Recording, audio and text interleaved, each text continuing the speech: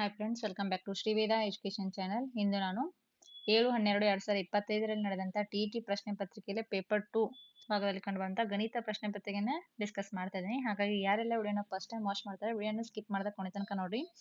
ಇವತ್ತಿನ ವಿಡಿಯೋದಲ್ಲಿ ನಾನು ಮೊದಲ 15 ಪ್ರಶ್ನೆಗಳನ್ನ ಡಿಸ್ಕಸ್ ಮಾಡ್ತಾ ಇದ್ದೀನಿ. ಇನ್ನೊಂದು ವಿಡಿಯೋದಲ್ಲಿ ಮುಂದಿನ 15 ಪ್ರಶ್ನೆಗಳನ್ನ ಡಿಸ್ಕಸ್ ಮಾಡ್ತಾ ಇದ್ದೀನಿ.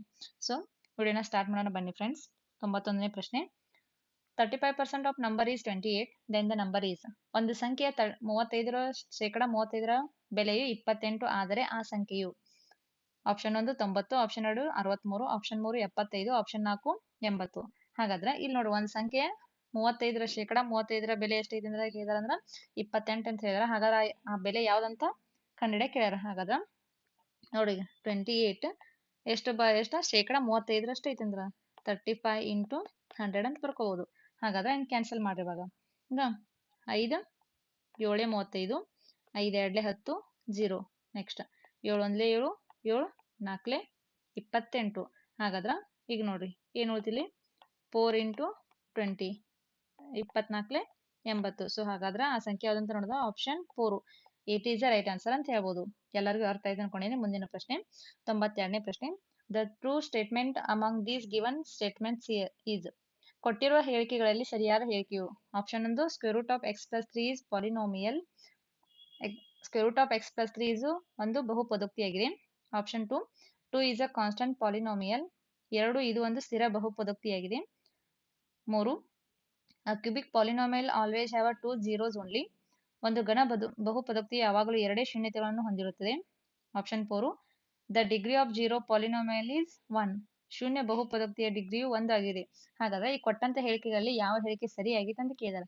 ಹಾಗಾದ್ರೆ ಇದಕ್ಕೆ ಸರಿಯಾದ ಉತ್ತರ ಆಪ್ಷನ್ 2 ಅಂತ ಹೇಳ್ಬೋದು. 2 ಇಸ್ ಅ ಕಾನ್ಸ್ಟಂಟ್ ಪಾಲಿನೋಮಿಯಲ್.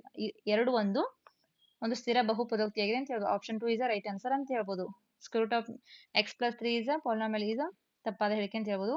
ಇದನ್ನು ಒಂದು ಘನ ಬಹುಪದೋಕ್ತಿ ಯಾವಾಗಲೂ ಎರಡೇ ಶೂನ್ಯತೆಗಳನ್ನು ಹೊಂದಿರಂಗಿಲ್ಲ. ಘನ ಅಂದ್ರೆ ಕ್ಯೂಬಿಕ್ ಅಂದ್ರೆ 3. ಹಾಗಾಗಿ ಇದು 3 ಶೂನ್ಯತೆಗಳನ್ನು ಹೊಂದಿರ್ತೈತೆ ಅಂತ ಹೇಳ್ಬೋದು. The degree of zero polynomial is 1. ಹಾಗಾದ್ರೆ ಶೂನ್ಯ ಬಹುಪದೋಕ್ತಿ ಡಿಗ್ರಿ ಒಂದೇ ಇರ್ತೈತೆ ಅಂತ ಚೆಕ್ ಮಾಡಿ. 2 3 4 ಎಷ್ಟೋ ಇರ್ಬೋದು. ಸೊ ಹಾಗಾದ್ರೆ option 2 is a right answer ಅಂತ ಹೇಳ್ಬೋದು ನೋಡ್ರಿ ಇದಕ್ಕೆ. ಮುಂದಿನ ಪ್ರಶ್ನೆ 93. In the figure lines AB and CD intersect at a point O. OE is the angular bisector of cone DOB and cone AOD is 80 degree. Then the measure of DOE.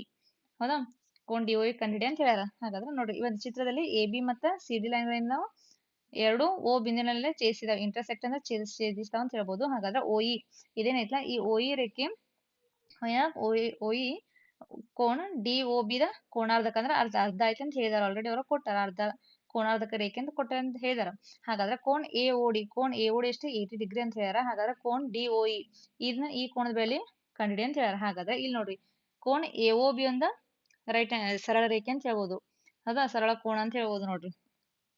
Cone AOB ಇದೊಂದು ಸರಳ ಕೋಣದ value ಯಾವಾಗ ಎಷ್ಟು ಇರ್ತೈತೆ ಅಂತ ನೋಡೋದಾದ್ರ 180 degree ಇರುತ್ತೆ. ಹೌದಾ, ಹಾಗಾದ್ರ ಇಲ್ಲಿ ನೋಡ್ರಿ ಕೋನ್ AOD ಎಷ್ಟು ಅಂತ ಹೇಳಿದಾರ ಅವ್ರ. ಕೋನ್ AOD ಇದು 80 ಡಿಗ್ರಿ ಅಂತ ಹೇಳ್ಯಾರ. ಹಾಗಾದ್ರ ಕೋನ್ AOB ದಾಗ ಕೋನ್ AOD ಕಳೆದ್ರೆ ನಮ್ಗ ಕೋನ್ ಉಳಿದು ಸಿಗ್ತದೆ ನೋಡ್ರಿ, DOB ಸಿಗುತ್ತ. ಹಾಗಾದ್ರ ಇದು ನೋಡ್ರಿ ಕೋನ್ 180ರಾಗ 80 ಕಳೆದ್ರೆ ನಮ್ಗ ಕೋನ್ DOB ಎಷ್ಟಂತ ಉಳಿತೀಗ 180ರಾಗ 80 ಮೈನಸ್ ಮಾಡ 100 ಉಳಿತ. So 100 degree ಉಳಿತ. ಹಾಗಾದ್ರೆ ಕೋನ್ AOD ನೋಡ್ರಿ, ಕೋನ್ AOB ಗ ಇದು ಟೋಟಲಿ 180 ಆಗ್ಬೇಕು. ಹೌದಾ, 180 ಅದ. ಯಾಕಂದ್ರೆ ಇದೊಂದು ಸರಳ ಕೋಣ ಅಂತ ಹೇಳ್ಬೋದು. ಹಾಗಾದ್ರೆ ಇದ್ರಾಗ ನಮ್ಗ ಕೋನ್ AOD ಗೊತ್ತಿದೆ. Cone AOD 80 degree. ಹಾಗಾದ್ರೆ ಕೋನ್ DOB ಇದೆಷ್ಟಾಯ್ತು 100 ಡಿಗ್ರಿ ಆತ. ಆದ್ರ ಇದೇನ್ ಹೇಳಿದ್ರ OE ಇಟ್ಲ, ಇದು OE ರೇಖೆ ಏನ್ ಮಾಡಿತಂದ್ರೆ ಇದ ಅದ ಕೋನ್ DOB ದ ಕೋಣಾರ್ಧಕ ಅಂದ್ರೆ ಇದ್ರ ಅರ್ಧ ಐತಿ ಇದು. ಸೊ ಇದು 100 ಐತಿ ಅಂದ್ರೆ ಇದು ಆಟೋಮೆಟಿಕ್ ಇದು ಅರ್ಧ ಎಕ್ಸಾಕ್ಟ್ಲಿ ಏನ್ ಹೇಳ್ಯಾರ ಕೋಣಾರ್ಧಕ ರೇಖೆ ಅಂತ ಹೇಳ್ಯಾರ. ಹಾಗಾದ್ರ ಕೋನ್ DOE ಎಷ್ಟೈತಿ ಅಂದ್ರ 50 ಡಿಗ್ರಿ ಅಂತ ಹೇಳ್ಬೋದು ನೋಡ್ರಿ. ಯಾಕಂದ್ರೆ ಇದ್ರ ಅರ್ಧ ಐತಿ. ಈಗ ನೋಡಿ 100 ಡಿವೈಡೆಡ್ ಬೈ 2 ಮಾಡಿದ್ರೆ ಎಷ್ಟು ಬರ್ತೈತಿ ಅಂದ್ರ 50 ಬರುತ್ತೆ. ಸೊ ಹಾಗಾದ್ರ ಇದು ಕೋನ್ DOE ಎಷ್ಟೈತಿ ಅಂತ ನೋಡಿದ್ರ 50 ಡಿಗ್ರಿ ಅಂತ ಹೇಳ್ಬೋದು. ಕೋನ್ DOB ನ 100 ಡಿಗ್ರಿ ಐತಿ. ಹೌದಾ, ಕೋನ್ ಇದು ಇಷ್ಟ 100 ಡಿಗ್ರಿ ಐತಿ. ಅದ್ರಾಗ ಕೋನ್ ಇದು ನೋಡ್ರಿ DOE ಎಷ್ಟೈತಿ 50 ಡಿಗ್ರಿ. ಹಾಗಾದ್ರೆ ಆಪ್ಷನ್ 3 ಇಸ್ ರೈಟ್ ಆನ್ಸರ್ ಅಂತ ಹೇಳ್ಬೋದು ನೋಡ್ರಿ. ಮುಂದಿನ ಪ್ರಶ್ನೆ 4ನೇ ಪ್ರಶ್ನೆ. ಸಾರಿ 94ನೇ ಪ್ರಶ್ನೆ. The three angles of a quadrilateral are 98 degree, 62 degree, 84 degree. Then the fourth angle is. ಒಂದು ಚತುರ್ಭುಜದ ಮೂರು ಕೋನಗಳು 98 ಡಿಗ್ರಿ, 62 ಡಿಗ್ರಿ, 84 ಡಿಗ್ರಿ ಆದರೆ ನಾಲ್ಕನೇ ಕೋನವು ಕೇಳಿದ್ರು. ಆಪ್ಷನ್ 1 ಆ್ಯಂಡ್ ಅಕ್ಯೂಟ್ ಆಂಗಲ್ ಲಘು ಕೋನ. ಆಪ್ಷನ್ 2 ಆ್ಯಂಡ್ ಅಬ್ಟ್ಯೂಸ್ ಆಂಗಲ್ ಅಧಿಕ ಕೋನ. ಆಪ್ಷನ್ 3 ರೈಟ್ ಆಂಗಲ್ ಲಂಬ ಕೋನ. ಆಪ್ಷನ್ 4 ಸ್ಟ್ರೇಟ್ ಲೈನ್ ಸರಳ ಕೋನ. ಹಾಗಾದ್ರೆ ಒಂದು ಚತುರ್ಭುಜ ಐತಿ, ಚತುರ್ಭುಜದ ಮೂರು ಕೋನಗಳ ಮೊತ್ತ, ಮೂರು ಕೋನಗಳು ಕೊಟ್ಟಾರ ಆಲ್ರೆಡಿ.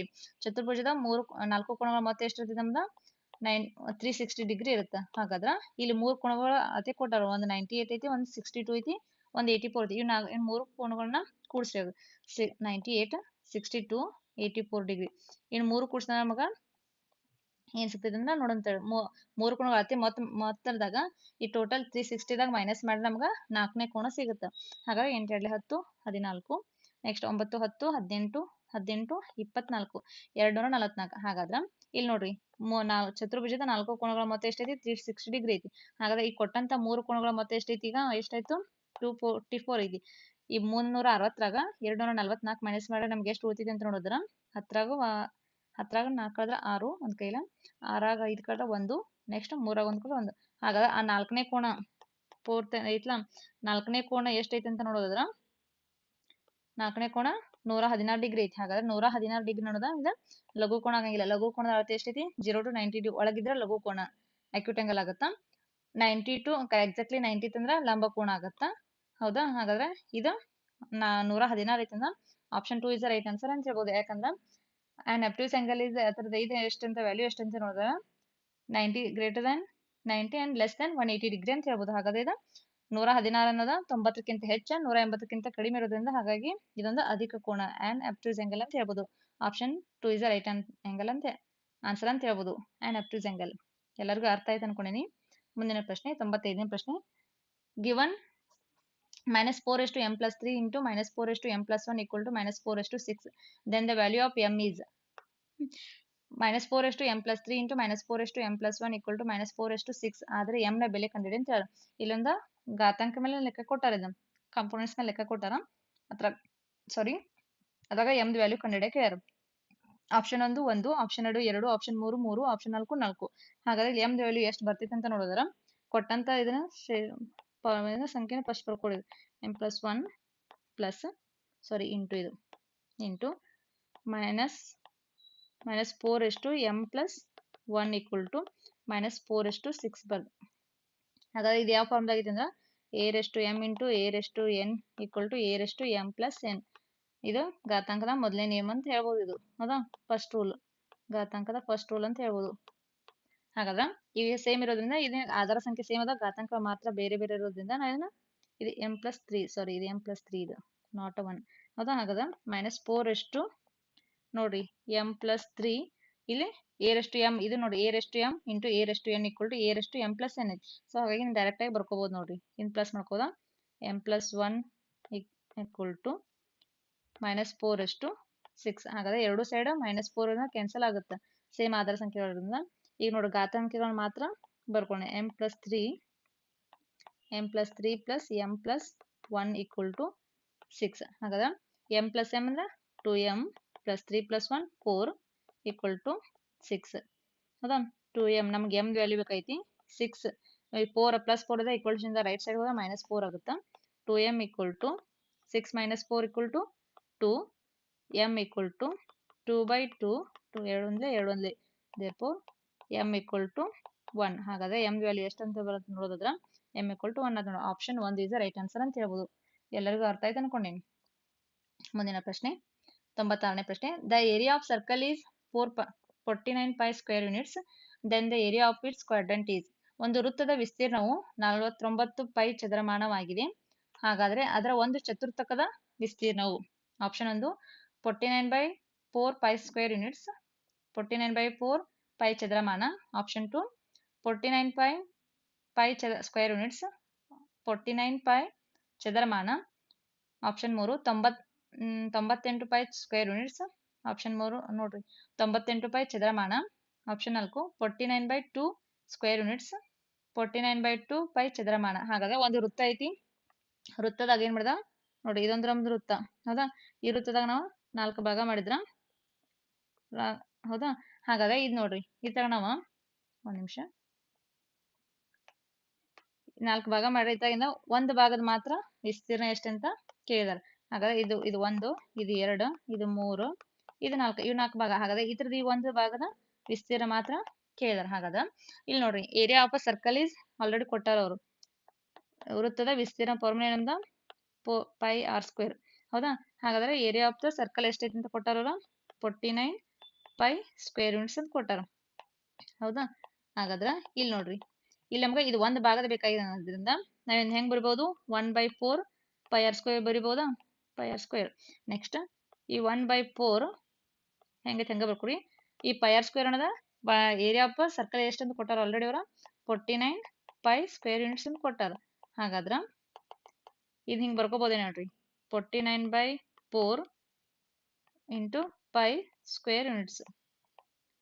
ಹೌದಾ? ಹಾಗಾದ್ರೆ ಆಪ್ಷನ್ ನೋಡ್ರಿ ಇದ ಚತುರ್ಥಕದ ಒಂದು ವಿಸ್ತೀರ್ಣ ಎಷ್ಟಂತ ಬರ್ತೈತಿ ಅಂತ ನೋಡೋದಾದ್ರ 49/4 pi square units. Option 1 is the right answer ಅಂತ ಹೇಳ್ಬೋದು ನೋಡ್ರಿ.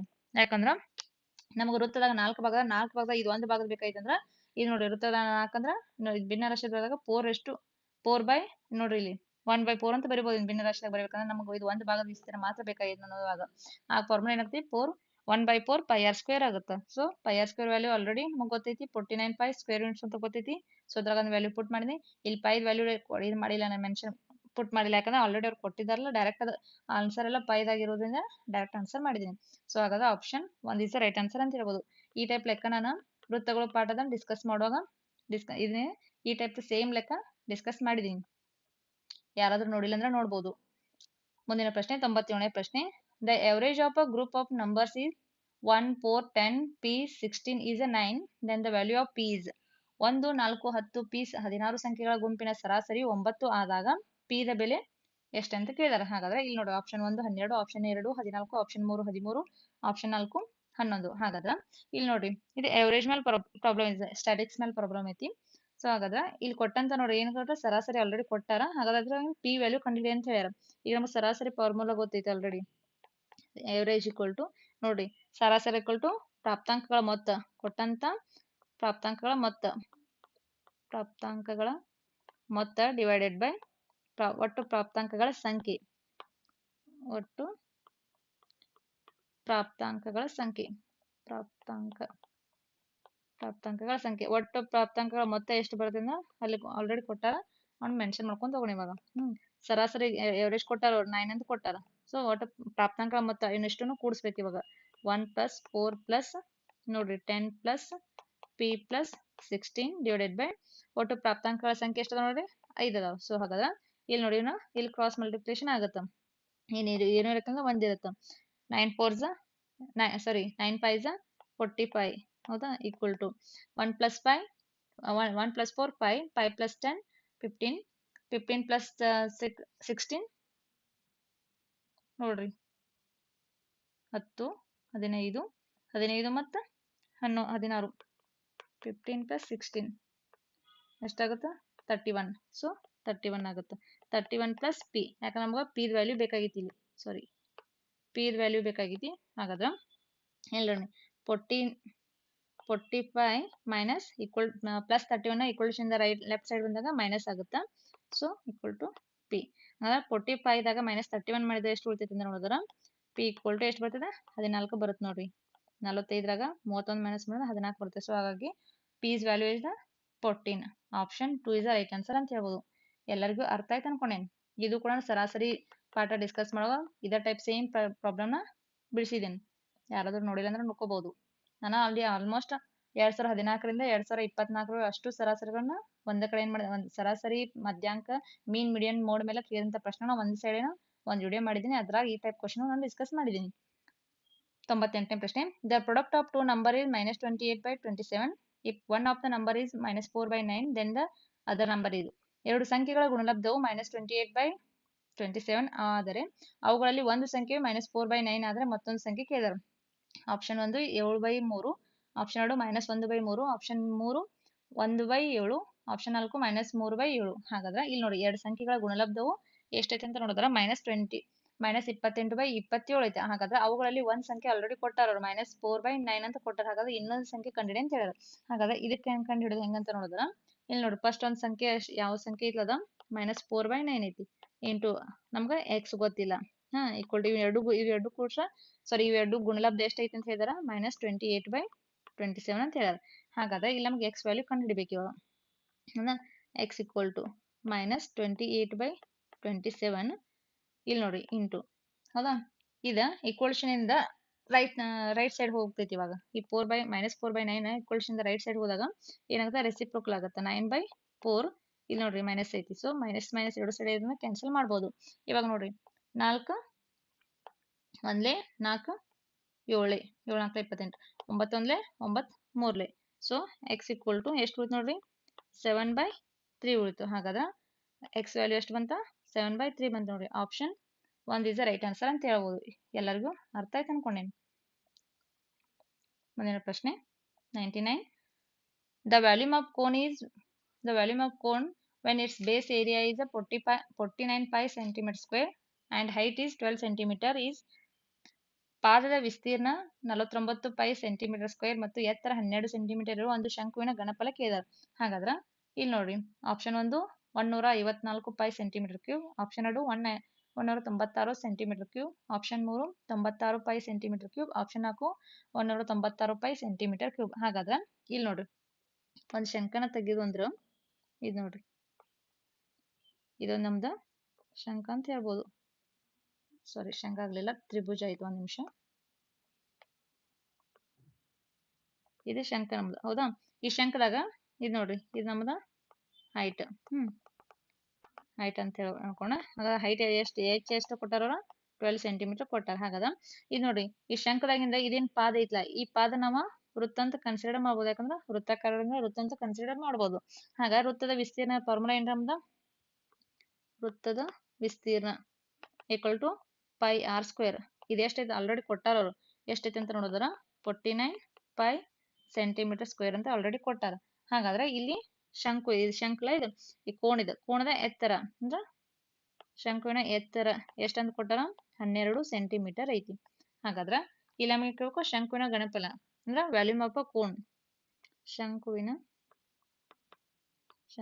ಘನಫಲ ಕಂಡುಹಿಡಿಯೋ ಸೂತ್ರ ಏನಂತ ನೋಡಿದ್ರ ಈಕ್ವಲ್ ಟು ನೋಡ್ರಿ v equal to 1/3 pi r square h. ಹೌದಾ, ಹಾಗಾದ್ರೆ ಇಲ್ಲಿ ನೋಡ್ರಿ ಈ ಕಡೆನೂ ಬರ್ಕೊಂಡಿದ್ದ ಇಲ್ಲ, ಕ್ಯಾಲ್ಕುಲೇಷನ್ ಮಾಡಕ್ ಸ್ವಲ್ಪ ಸ್ಪೇಸ್ ಐತಿ. ಇಲ್ಲಿ ಕೆಳಗೆ ಸ್ಪೇಸ್ ಐತಿ, ಸೊ ಕೆಳಗೆ ಮಾಡ್ತೇನೆ ನೋಡ್ರಿ. ಹೌದಾ, ಇಲ್ಲೇ ಬರ್ತೀನಿ. ಶಂಕುವಿನ ಘನಫಲ ಫಾರ್ಮುಲಾ ಏನಂತ ನೋಡಿದ್ರ ನೋಡ್ರಿ, v ಈಕ್ವಲ್ ಟು 1/3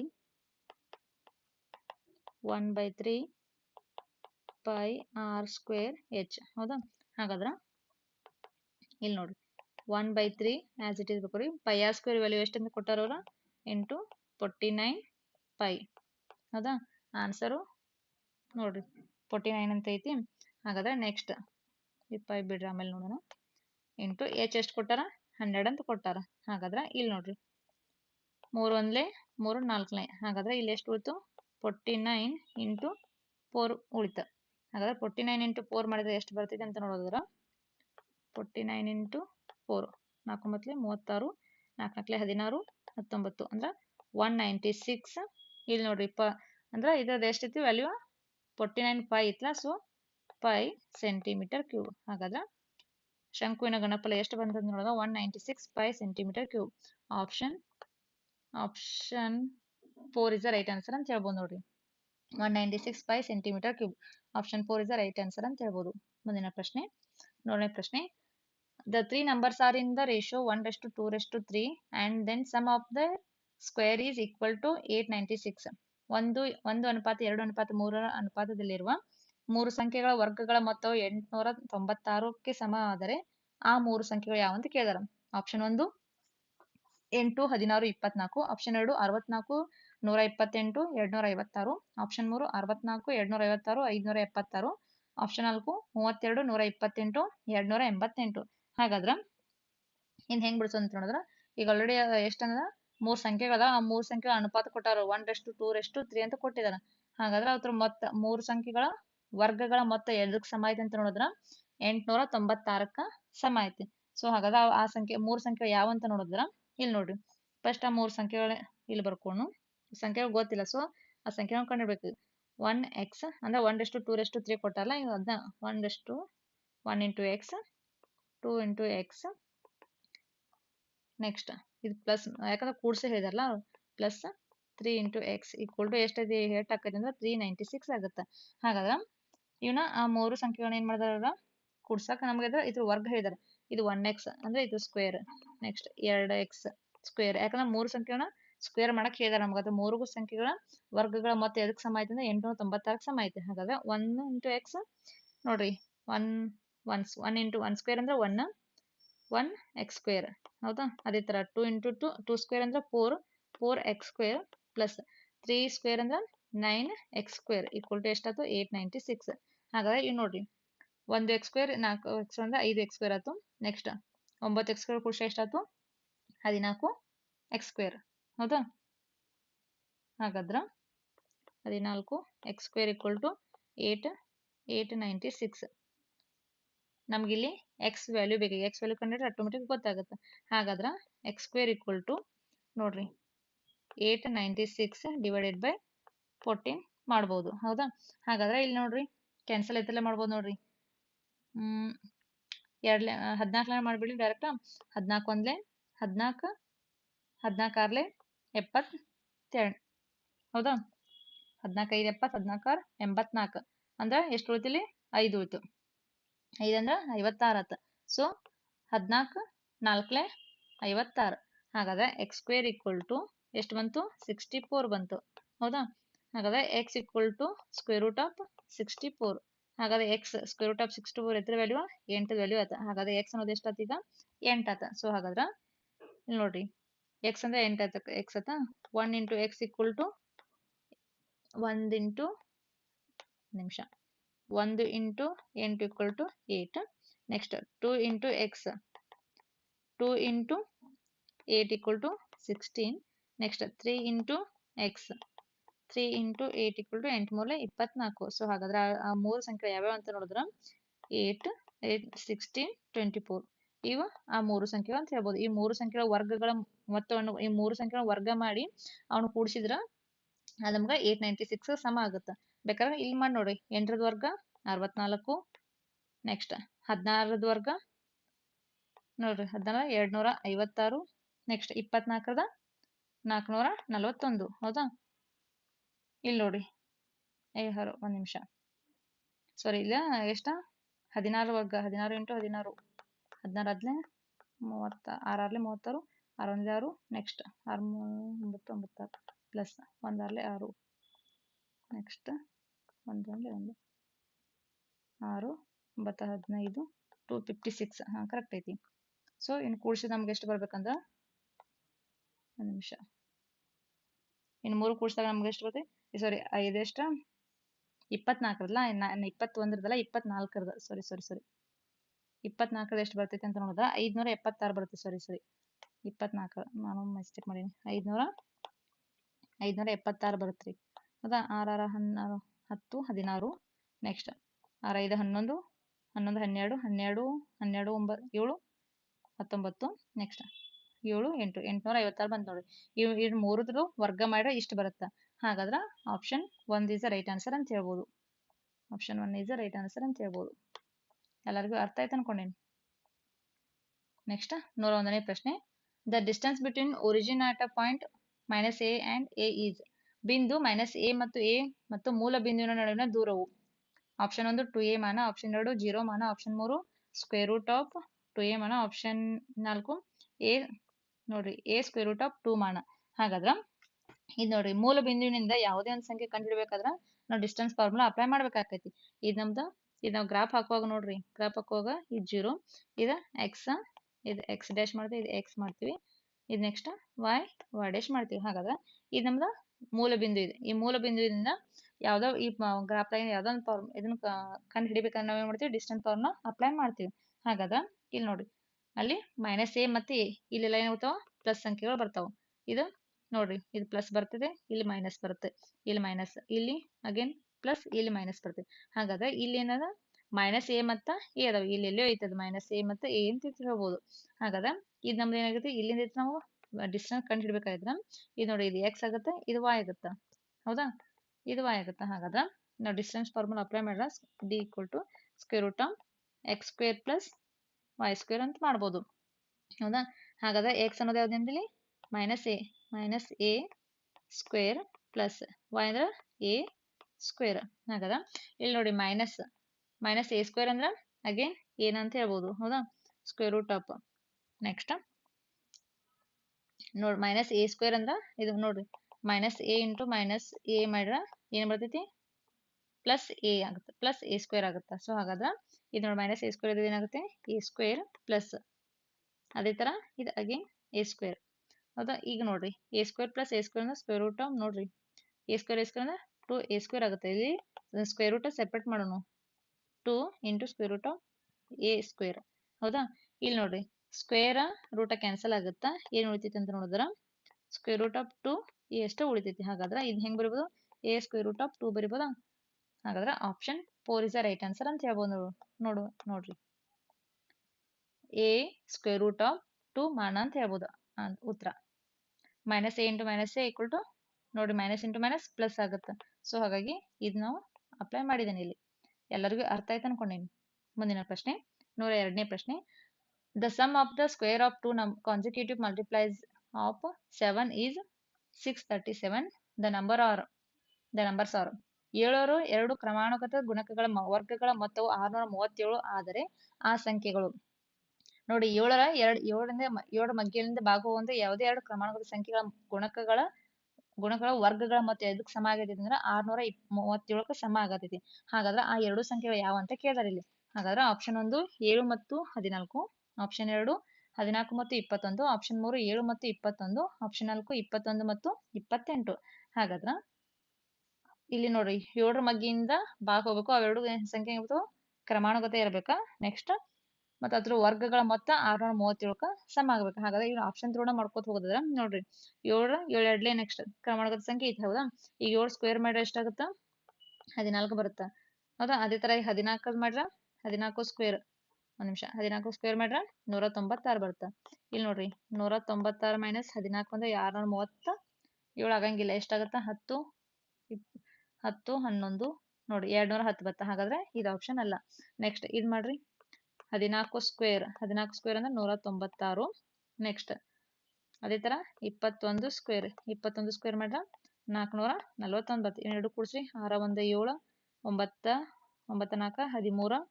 ನೆಕ್ಸ್ಟ್ 1 4 5 5 1 6 637. ಹಾಗಾದ್ರೆ option 2 is the right answer ಅಂತ ಹೇಳ್ಬೋದು ನೋಡ್ರಿ. ಯಾಕಂದ್ರೆ ಈ 14 ಮತ್ತು 21 ನೋಡ್ರಿ 7 ಮಗ್ಗಿಂದ 2 ಹೋಗ್ತಾವ. 7 2 14 7 3 21. ಹೌದಾ, ಹಾಗಾದ್ರ ಇದ್ರ ಈಗ 14 ವರ್ಗಮೂಲ ಎಷ್ಟೈತಿ ಒಂದು ಸ್ಕ್ವೇರ್ ಮಾಡಿದಾಗ 196 ಬಂತ. 21 ಸ್ಕ್ವೇರ್ ಮಾಡಿದಾಗ 441 ಬತ್ತ.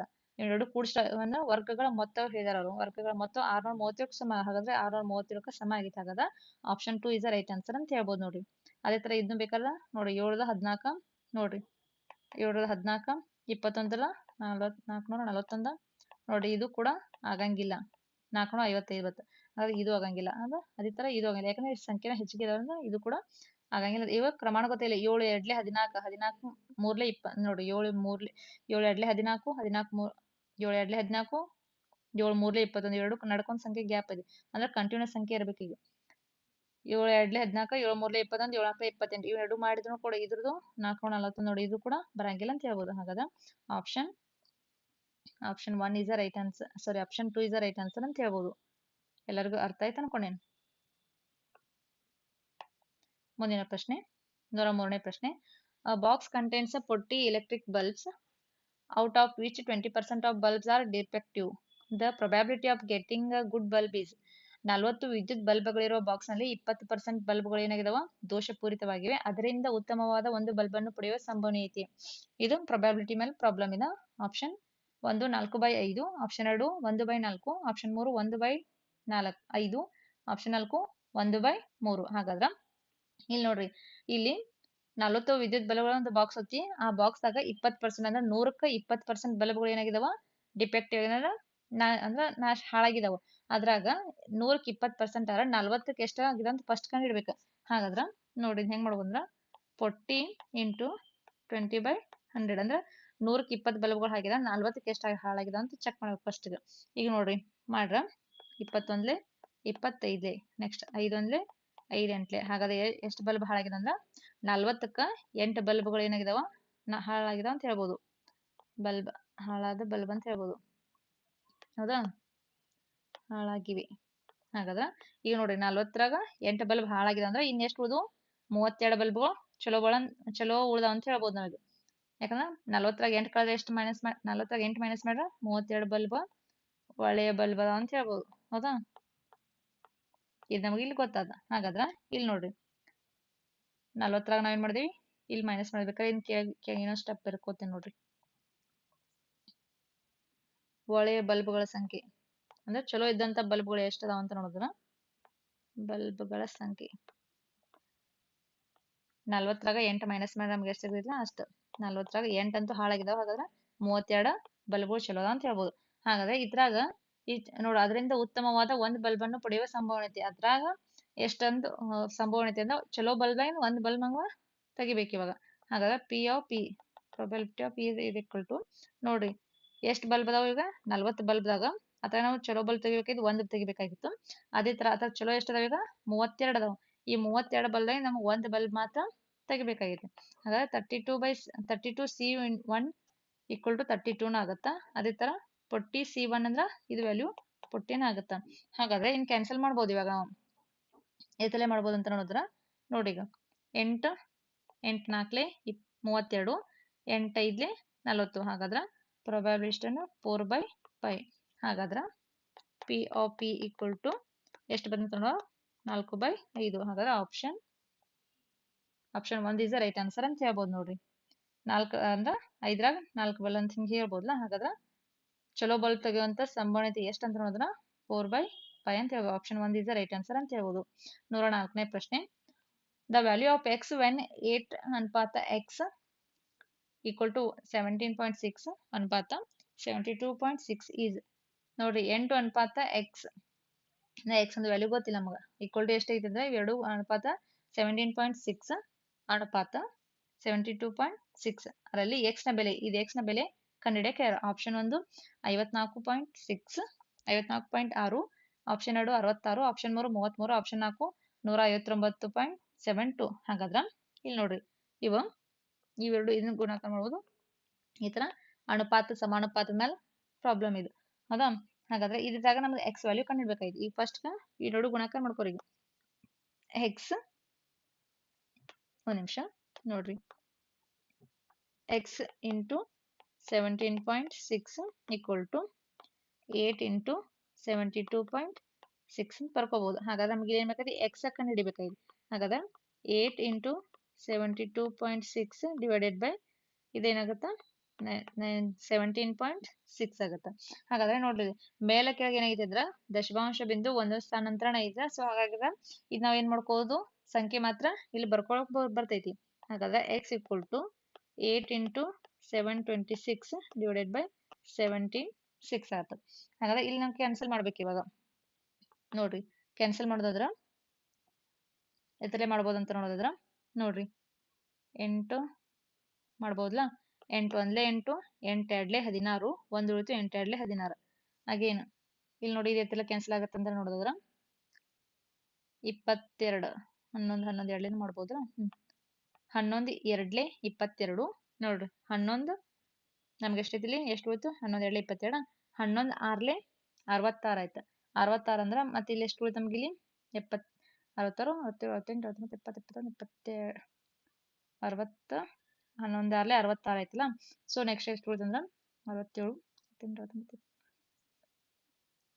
ಮತ್ತೆ ಅಗೇನ್ 6 ಉಳಿತು ಅಂದ್ರೆ 11 6 66 ಆಯ್ತು. ಹೌದಾ, ನೆಕ್ಸ್ಟ್ ನೋಡಿ 2 1 2 3 6 2 3 6. ಹಾಗಾದ್ರೆ ಎಕ್ಸ್ ವ್ಯಾಲ್ಯೂ ಎಷ್ಟು ಅಂತ ನೋಡೋದಾದ್ರೆ 33 ಆಯ್ತು ನೋಡ್ರಿ. ಇಲ್ಲಿ x equal to 33. X equal value ಎಷ್ಟು 33. Option 3 is the right answer ಅಂತ ಹೇಳ್ಬೋದು. ಎಲ್ಲರಿಗೂ ಅರ್ಥ ಆಯ್ತು ಅನ್ಕೊಂಡೇನು. ಮುಂದಿನ ಪ್ರಶ್ನೆ. ಸಾರಿ ಕ್ಯಾನ್ಸಲ್ ಮಾಡಿದ. 105ನೇ ಪ್ರಶ್ನೆ. ಇನ್ ಇನ್ ಟ್ರ್ಯಾಂಗಲ್ ಟ್ರ್ಯಾಂಗಲ್ ಇದೆ. In triangle ABC equal to 3 cm, BC equal to 2 cm and CA equal to 2.5 cm. Given that DEF ಈಗ ನೋಡ್ರಿ ಸರ್ವಸಮ ಐತಿದ. ಕೋನ್ ABC ಕೋನ್ DEF ಕೋನ್ ABC ಸರ್ವಸಮ ಅಂತ ಹೇಳಿದಾರ. and EF equal to 4 cm. the perimeter of DEF angle DEF ಕೇಳಿದಾರ. ಹಾಗಾದ್ರೆ ಇಲ್ಲಿ ನೋಡ್ರಿ ತ್ರಿಭುಜ ABC ಯಲ್ಲಿ AB 3 ಸೆಂಟಿಮೀಟರ್ ಐತಿ, BC 2 ಸೆಂಟಿಮೀಟರ್ ಐತಿ, CA 2.5 ಸೆಂಟಿಮೀಟರ್ ಐತಿ. ಹಾಗಾದ್ರ ತ್ರಿಭುಜ DEF ಸರ್ವಸಮ ತ್ರಿಭುಜ ABC ಅಂಡ್ ಇವೆರಡು ಏನೋ ಒಂದಕ್ಕೊಂದು ಸರ್ವಸಮ ಅಂತ ಹೇಳ್ತಾರ. ಹಾಗಾದ್ರೆ cone and EF equal to 4 centimetre ಇದು ಐತಿ. ಹಾಗಾದ್ರ ತ್ರಿಭುಜ DEF ನ ಸುತ್ತಳತೆ ಎಷ್ಟಿದೆ ಅಂತ ಕೇಳಿದಾರೆ. ಹಾಗಾದ್ರೆ option 1 7.5 centimetre, option 2 15 centimetre, option 3 22.5 centimetre, option 4 30 centimetre. ಹಾಗಾದ್ರೆ ಇಲ್ಲಿ ನೋಡ್ರಿ ಇಲ್ಲಿ 2 ತ್ರಿಭುಜ ಅದಾವ ಇಲ್ಲಿ, ಹೌದಾ?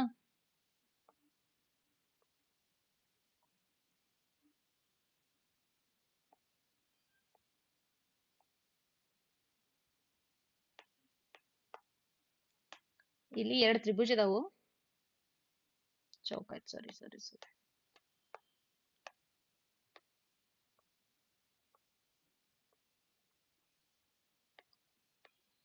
ABC ಮತ್ತು DEF ಅನ್ನೋದು 2 ತ್ರಿಭುಜ ಅದಾವ. ಆ 2 ತ್ರಿಭುಜದಾಗ ಒಂದು ತ್ರಿಭುಜದ 3 ಬಾಹುಗಳ ಅಳತೆ ಕೊಟ್ಟಾರ, ಇನ್ನೊಂದು ತ್ರಿಭುಜದ ಬಾಹುಗಳ ಅಳತೆ ಒಂದ್ ಮಾತ್ರ ಕೊಟ್ಟಾರ. ಅದ್ರಾಗ ಹಾಗಾದ್ರೆ ಅದು ಇನ್ನೊಂದು ತ್ರಿಭುಜದ ಸುತ್ತಳತೆ ಕಂಡಿಡಿ ಅಂತ ಹೇಳ್ಯಾರ. ಇದು ನಮ್ದು ABC ಒಂದು ತ್ರಿಭುಜ, ಇದು DEF ತ್ರಿಭುಜ ಐತಿ. ಹಾಗಾದ್ರೆ ಇಲ್ಲಿ ನೋಡ್ರಿ ಇವೆರಡು ತ್ರಿಭುಜ ಏನಿದಾವ ಅಂತ ಹೇಳ್ತಾರ ಅವ್ರ ಸರ್ವಸಮ ಅದಾವ ಅಂತ ಹೇಳ್ತಾರ, ಹೌದಾ? ಸರ್ವಸಮ ಅದಾವ ಅಂತ ಹೇಳಿದಾಗ ಇಲ್ಲಿ ನೋಡಿ ಕೋಣ AB ಬಾಹುದ ಎಷ್ಟು ಅಳತೈತಿ? 3 ಸೆಂಟಿಮೀಟರ್ ಐತಿ. ಅದೇ ತರ BC ದ 2 ಸೆಂಟಿಮೀಟರ್ ಐತಿ. ಅದೇ ತರ CA ದ ಅಥವಾ CRAC ಇದ್ರದ 2.5 ಸೆಂಟಿಮೀಟರ್ ಐತಿ. ಅದ್ರಾಗ EF ದ ಎಷ್ಟೈತಿ ಅಂದ್ರ 4 ಸೆಂಟಿಮೀಟರ್ ಐತಿ ಅಂತ ಆಲ್ರೆಡಿ ಕೊಟ್ಟಾರ. ಹಾಗಾದ್ರೆ ಇಲ್ಲಿ ನೋಡಿ ಇವ ತ್ರಿಭುಜ ABC ಮತ್ತು ತ್ರಿಭುಜ DEF ಏನಂತ ಹೇಳಿದ್ರ ಸಮರೂಪ ತ್ರಿಭುಜ ಅಂದ್ರ ಸಮರೂಪದ ಸರ್ವಸಮ ಅದಾವ ಅಂತ ಹೇಳ್ತಾರ. ಈಗ ನೋಡಿ ಸಮರೂಪ ತ್ರಿಭುಜದಾಗ ಆಕಾರವು ಒಂದೇ ಆಗಿದ್ರೆ ಅಥವಾ ಗಾತ್ರದಲ್ಲಿ ಬದಲಾವಣೆ ಆಗ್ಬಹುದು.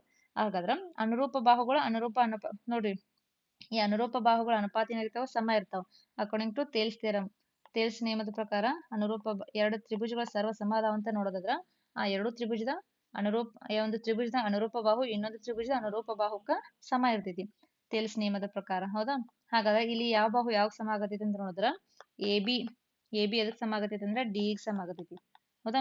ಅದೇ ತರ BC ಎದಕ್ ಸಮ ಆಗತೈತಿ ಅಂದ್ರ EF ಗೆ ಸಮ ಆಗತೈತಿ.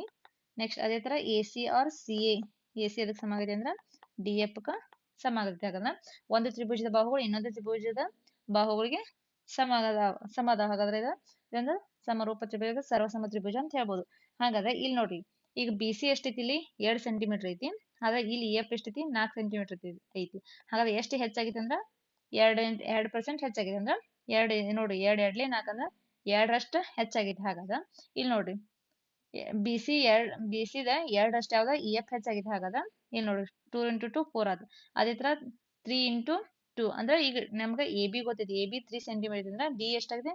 ಅದ್ರ 2 3 × 2 ಮಾಡ್ರ 6 ಸೆಂಟಿಮೀಟರ್, ಹೌದಾ?